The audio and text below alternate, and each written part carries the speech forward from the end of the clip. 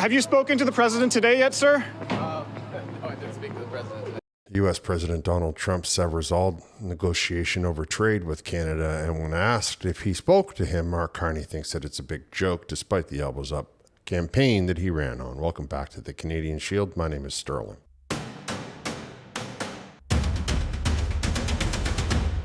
It is no secret that the far left policies of socialism and Marxism are not very sound when it comes to the economy. They do not generate any money. They just simply spend other people's money. And the second that other people take that money out of the system begins to strain. One of the ways that they try to keep it afloat, one of the ways that they try to sustain the model is by increasing taxation on all of the people. That's, of course, no different than the digital sales tax that they're trying to initiate onto the United States of America because they, believe that success should be punished. They drew and drafted this legislation just after the lockdown, and they were approached by the Biden-Obama administration and asked to not initiate it.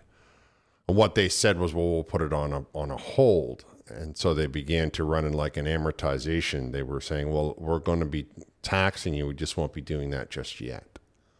I suppose in their minds, they believe that those companies were just going to put the money away and eat that 3%. See, that's the problem with socialists. That bothers me. They want other people to make sacrifices that they themselves will not make. So that right there is an inherent flaw in the system. Right? We see Mark Carney getting into SUVs that are nowhere near electric. We see him flying private jets, telling himself that it's okay while he wants to just cram into tiny little cubicles. So Donald Trump finds out that they try to initiate, after putting on pause this tax, they ran the tab for 2 years, but because Trump is gaining a lot of popularity in the United States, the Liberal government has decided this last-ditch effort to initiate this digital tax and demand that they pay 2 years of taxes from a tax that they didn't collect. Understand that they didn't collect the 3% from the purchaser, so now the government is expecting them to go into their own bank accounts, a thing that they themselves would not do. There's no denying that the Liberal government would not cough up any money that they just gave themselves a pay raise while they know we're in an affordability crisis. So these are not the kind of people who are making the sacrifices that they're expecting you to make. The capitalist system of the United States, however, takes taxation very seriously because they understand that impacts the bottom line. They understand not only does it impact the bottom line, but it impacts the amount of quality that can be put out, because if you have to start cutting corners to offset for the increased costs, the individual no longer wants to buy it. Like in the case of the housing market in Canada, where they're cutting corners and cramming everybody into these tiny little cubicles and expecting people to pay millions of dollars for them.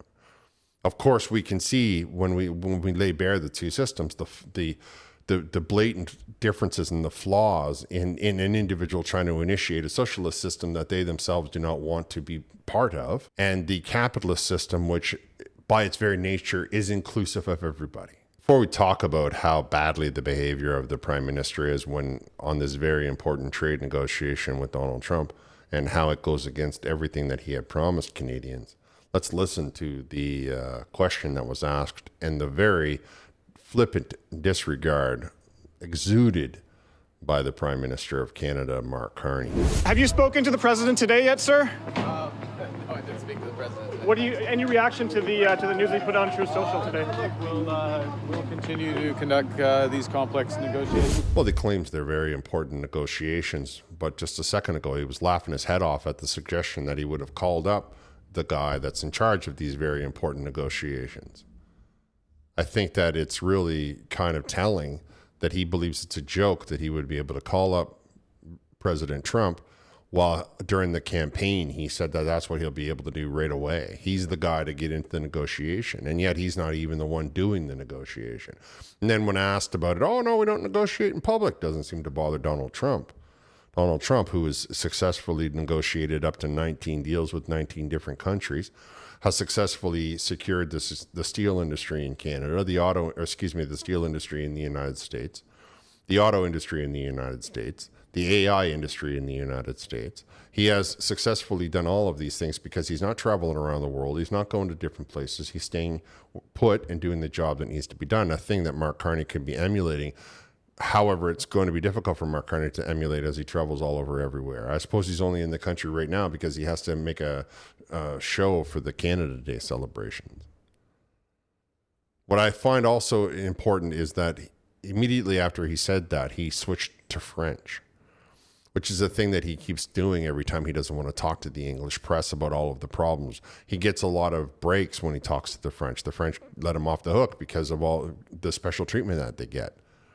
Canadians, for the most part, English-speaking Canadians, for the most part, are not feeling those benefits, and he doesn't want the bad soundbite because he stood there on the podium after podium after podium after podium in different bars and eateries while he was on the campaign trail, and all of the CBC and the CTP and the Global and everybody that's all part of that cabal of far left news organizations, they all said that he was going to be the guy to stop Donald Trump. And yet here we can see that he can't even call the guy when there's a problem. This isn't just call him up randomly and say, hey, how's it going? What are you up to? This is like, hey, wait a minute. Why did you sever all negotiations for every trade deal we got going on in this country between our two countries? Oh, you're upset about a tax bill that we initiated. Well, let's talk about that. Let's hammer it out. You know what? Mark Carney has a Twitter and he has a Sky Blue. I bet you dollars to donuts he doesn't have a Truth Social though. Look, at least he could be negotiating with the guy somehow, because that's what he said he was going to do, right? When he said, "Vote for me, I'm going to be the only one who can talk to Donald Trump." Now I sat on this channel and I told all of you that Mark Carney, because I can see the personality that he is not strong enough. He's not smart enough. He's not experienced enough. None of the skills that you require to deal with a guy like Donald Trump does Mark Carney possess. And you can see by the way he gushes when he's in the same room with him. And you can see by the way he laughs at the idea that he would be able to call him up because he's in awe of Donald Trump. And now we got 4 years of this absurdity coming our way from this liberal in name only party. I'll finish on this though. The stock exchange in the United States is up and up and up. It's setting records, and the TSX went down on Friday, the Toronto Stock Exchange. It's a difference in the two economic systems, and we can see which person is leading his people into the direction of prosperity versus the person who's leading his people in the direction of the burden of taxation. Of course, that's just one of the problems that the Liberal government has brought to Canada. Now we also have a housing crisis on top of everything else. And one of the heads of the building organization in Ontario has come out and said that not only are people not investing in new builds years from now, but no one is buying the houses that they have or the units that they have completed, and they want help from the government. Now, I tell you straight out of the gate that the government that we possess does not understand or is not going to be able to solve this problem. And I'll give you a few examples of it after I let you hear a part of this report that I picked up from, I believe it's from Global. We're seeing sales have stopped. Lack of jobs, lack of investment, lack of a new activity, and lack of delivery of new homes in 28 and 29. Despite the Ford government's new law aimed at helping home builders free up cash and fast-track projects, the industry is still calling for more help, asking for provincial and federal tax breaks to lower construction costs. Those taxes are not paid by our industry. They're passed through to the consumer. And I think the consumer is currently voting with their pocketbook that regardless of the changes in market forces, regardless of some of the adjustments in taxes, price points are still too high. We cannot possibly deliver homes for the price that people are willing to pay. A couple of the key important takeaways there. He says sales are at zero and that there's nobody investing. See, a lot of people don't realize, and you can see that it's reflected in the Liberal bill on this GST scam that they're trying to run. If you're a first-time home buyer, you have to have signed the deal by the 31st, like by 2031. And you have to take possession by 2036 to get this up to $50,000 GST rebate of a first-time home buyer on something brand new. Because what they want you to do is sign the deal and then pay the money that you're going to be paying, and they take that money and they go ahead and they build it. That's why it's 5 years after you sign the deal. As long as you sign it by 2031 and take possession by 2035, 4 or 5 years later. So all the while you got to have somewhere to live. And if that company goes bankrupt and sells the property off to somebody else, you're SOL. Your money is gone forever. The Liberal government doesn't care what you're going through. They're simply trying to make it so that their developer friends can make a little bit of money. They assume that people are stupid, and they're not. People are like, no, I'm not going to do that. That's a bad deal. Of course it's a bad deal. It's a bad deal for everybody except the land developer that you now hear is going, oh, well, they're voting with their pocketbook. And oh, those taxes, we don't pay them. We pass them on to the consumer. So every time you hear the city or the province or the federal government adding a tax, that's going right on the bottom line of what you are about to buy. And why does the federal government get a piece? Like, for what? They don't really have jurisdiction, so why are they getting some of it? Well, because it's a money grab. They want to cram you into a condominium that is not big enough for you, that you can never leave because it's a $2 million, expense that you have to pay because you signed these paperworks. You won't even be able to enjoy it until 10 years from now, all the while you've been paying, and all the while you've got to hope that the construction was decent. Meanwhile, there are people out there that are going, no, I'm not willing to put up with that. I'm not willing to do that. And the builders are seeing that happening. Of course, you saw the ad. You saw the report. You saw what they were offering. Cubicles. Nobody wants that. People want a yard. They want a backyard. People would rather buy a townhouse than they would to buy a condo of 50 stories in the air. Now, I get that there are people who don't have any problem with condos. But obviously, the bulk of people are looking for something of their own. And maybe when they get 50 or 55 or whatever, then they'll say, you know what, let me downsize to a condo. Not 19 just got here coming out of college. Those are not the people that are looking for condos. They're looking for a place of their own. They're looking for a garage that they can walk to. They're looking for their own space.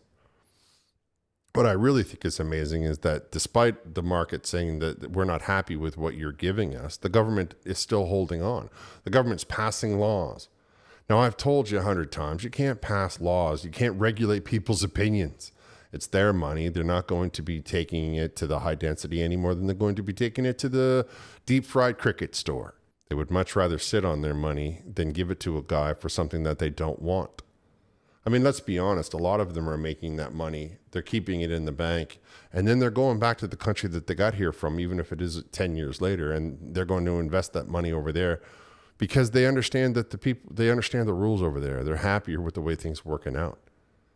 Nobody wants to live in a downtown high rise. Nobody wants to share a wall with people they don't even know. They don't want to hear them fighting. They don't want to hear them farting. They don't want to hear them burping. They don't want to hear their dogs barking constantly. They don't want to share the laundry machine with them. They don't want to be told they're not allowed to have a dog. They don't want to smell their cat litter. They don't want to. These are the things that people don't want to do. And you're not offering them any alternatives. So they are simply keeping their money in their pocket. They're not going to give you all of that money plus a monthly condo fee for all of those things that I just listed that they do not like to have. And it is absurd that the market doesn't seem to want to understand that. It is absurd that these builders don't say to themselves, you know what, let me just go out of town a little bit. Oh, no, you can't go out of town, you see, because then all of a sudden you're in the green belt.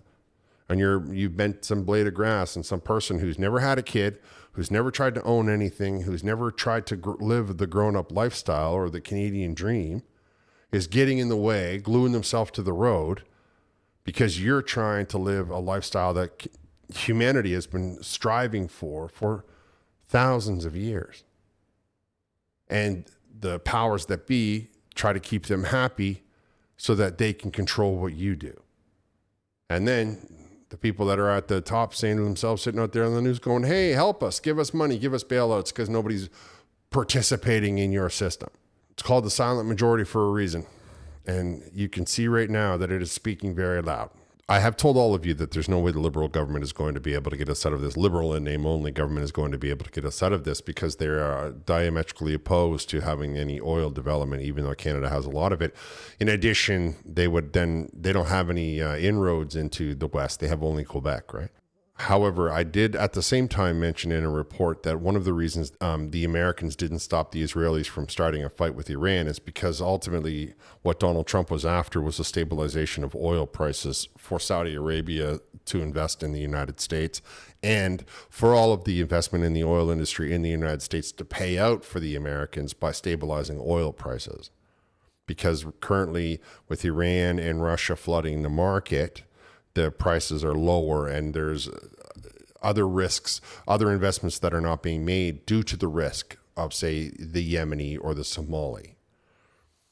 Some of you didn't think that I knew what I was talking about, and that's fine. And before I move forward, I would just point this out. The second that Russia comes to the table and signs the deal with Ukraine, that will be the second that all is forgiven. It won't be like, oh, there's going to be, oh, no, 5 years ago this happened, so we're still not buying your oil. No, once they sign the deal, it'll be just like it always has been, and the Russian oil will flow, and the Russian will try to stabilize the market instead of undercut the market, which will then bring the prices back to where they want them, which according to this article, which I got from oilprice.com, is 70, the benchmark they're calling it $70 a barrel, though I thought it was 75.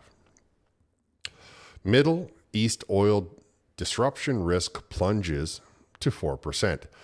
You see, stock markets and all of the people that trade in oil and all of the other things, they have risk assessment floors. They have people that do nothing but risk assessment. They want to know if there's going to be a disruption in the oil, for if they build a new car manufacturing, for any of the stuff that they want to invest in other regions or even in the United States. They want to know that the oil that they require to get, to energize the thing, to make the thing happen, whether that be to fire up the electricity or just to build it, there's not going to be disruption, and they're not going to have billions of dollars of their investment money sitting there tied up because they can't get a tanker full of oil over. So, of course, the first thing that Trump did was settle down Yemen. Now they've stopped hitting that oil. Then, of course, there's a few random drone attacks in Somalia, just settling those guys down. Now we come in, I told you, right? So Syria got settled down, and the Hezbollah people got calmed down in Lebanon. Iran got set down, as everybody's aware, with the bunker busters and all the rest of it. So this did two things, I told you. It isolated Russia, which it absolutely has done. And it now gives the Americans the illusion of having a control of oil flowing from Oman, from the Middle East all the way into Texas without any problems.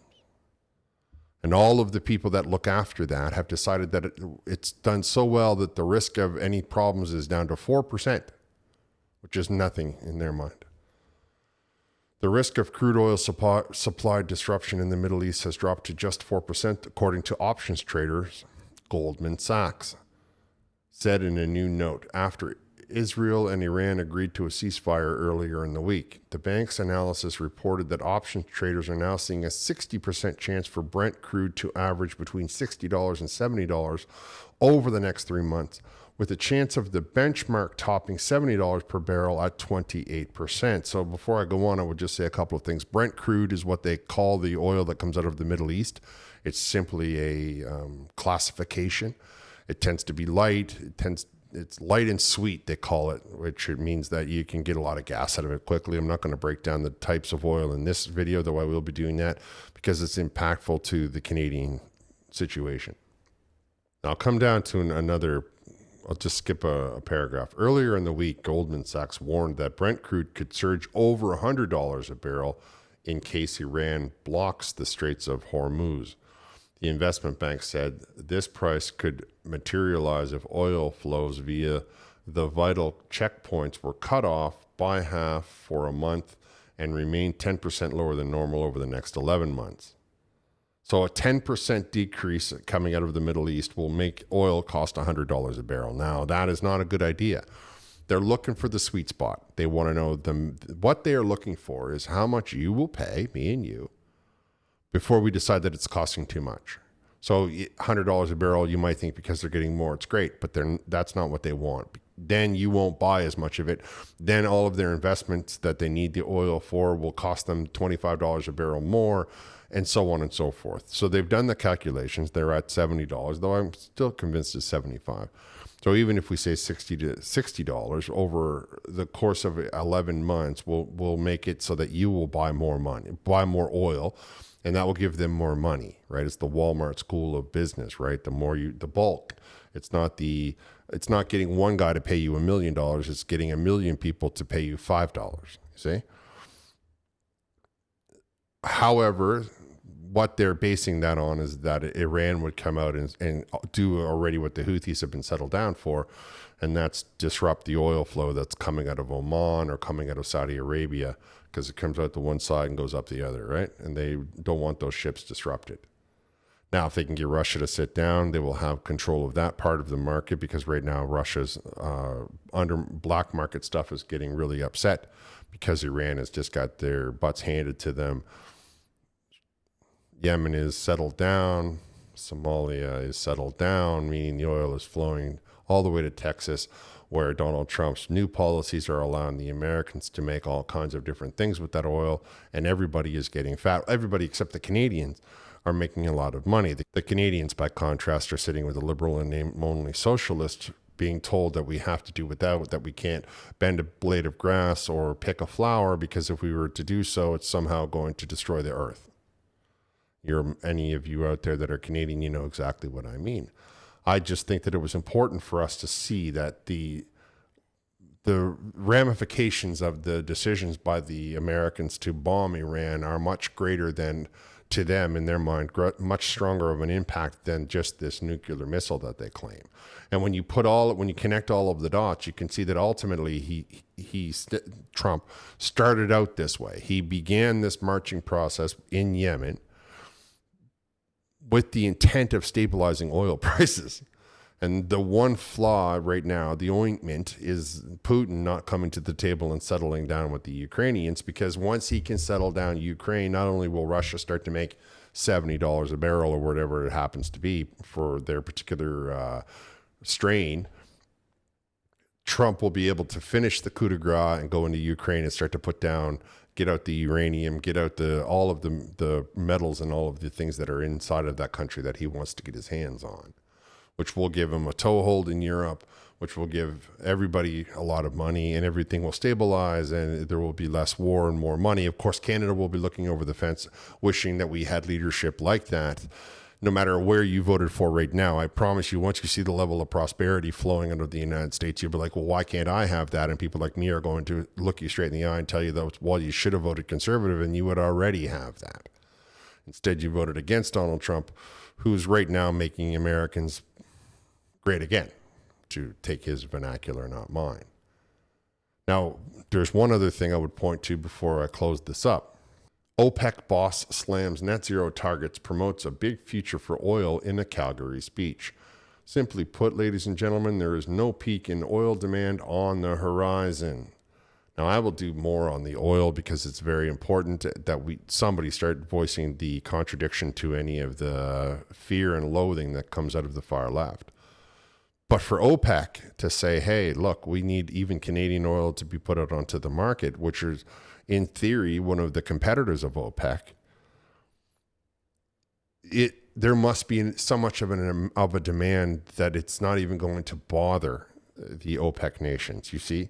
So he stood in Calgary and he said, no. Our projections say that the whole wide world wants oil, and you really should be developing your oil sands. You should be developing your oil production to the point where you're just flowing up barrels of oil in every direction to make not only the world a better place, but to make yourselves very wealthy. Of course, liberal and name only government says no way, because they don't want you to bend a blade of grass. But what I want to ask you, when you see the housing market and you see the trading market and you see the crime through the roof, and what about the liberal philosophy is improving our standard of living?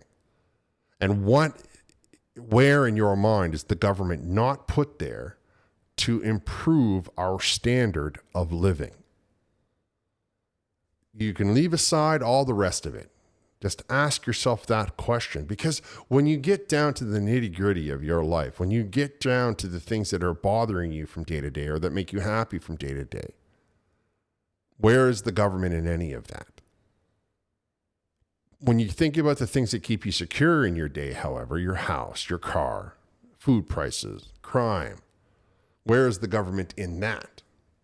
And now that you've realized that one has got a lot of government influence and one has none, then ask yourself why you should care about the government's position on any of the social ideas of the country, when you really need the government to care about the things that keep you safe and secure.